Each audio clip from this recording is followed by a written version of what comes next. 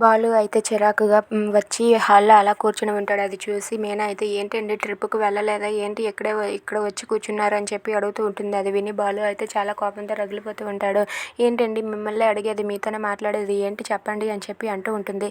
అది విని బాలు అయితే మీనాపై అరుస్తూ ఉంటాడు. "ఏయ్! ఇక్కడి నుంచి వెళ్తావా లేదా? నా గురించి నీకెందుకు? నువ్వెందుకు అడుగుతున్నావు" అని చెప్పి బాలు అయితే మీనాపై కోపంతో రగిలిపోతూ తననైతే గసిరేస్తూ ఉంటాడు. అది చూసి మీనా అయితే చాలా బాధపడుతూ తన గదిలోకి అయితే వెళ్ళిపోతుంది. అయినా అలా గసరడంతో మీనా అయితే చాలా బాధపడుతూ తన గదిలోనికి వెళ్ళిపోతుంది. ఇక బాలు అయితే వాళ్ళ నాన్నతో ఇలా అంటూ ఉంటాడు. "ఏంటి నాన్న ఇది? అమ్మాయి గారు అలిగారు. అమ్మాయి గారికి చాలా కోపం వచ్చినట్టుగా ఉంది. అమ్మాయి గారిని నేను గసిరాను. అందుకే అలిగేసి తన రూమ్‌లోనికి వెళ్ళి కూర్చుంది నాన్న. ఇప్పుడు ఏం చేయాలి నాన్న" అని చెప్పి సత్యంతో బాలు అంటూ ఉంటాడు. అది విని సత్యం అయితే ఇలా అంటూ ఉంటాడు. "రేయ్!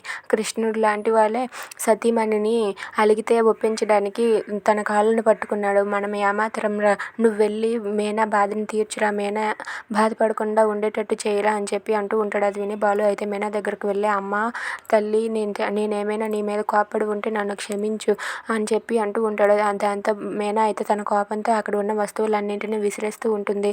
ఇక బాలు మాత్రం "ప్లీజ్ ఏమనుకోకు, సారీ సారీ" అని చెప్పి సారీ చెప్తూ ఉంటాడు. అది విని అక్కడ ఉన్న మీనా అయితే నవ్వుతూ ఉంటుంది. ఈయన నాకు సారీ చెప్తున్నారని చెప్పి అతను చేసిన పనులకు నవ్వుతూ ఉంటుంది. "అమ్మయ్య నవ్వావా" అని చెప్పి అంటూ ఉంటాడు. ఇక మీనా అయితే అక్కడ ఉన్న మందు బాటిల్ని విసిరేస్తూ ఉంటుంది. అది చూసి "అమ్మ ఏ వస్తువునైనా విసిరే, కానీ దీన్ని మాత్రం విసిరేయకు. ఇది నా బెస్ట్ ఫ్రెండ్. ఇది లేకపోతే నేను ఉండలేను" అని చెప్పి మందు బాటిల్ పట్టుకొని అంటూ ఉంటాడు.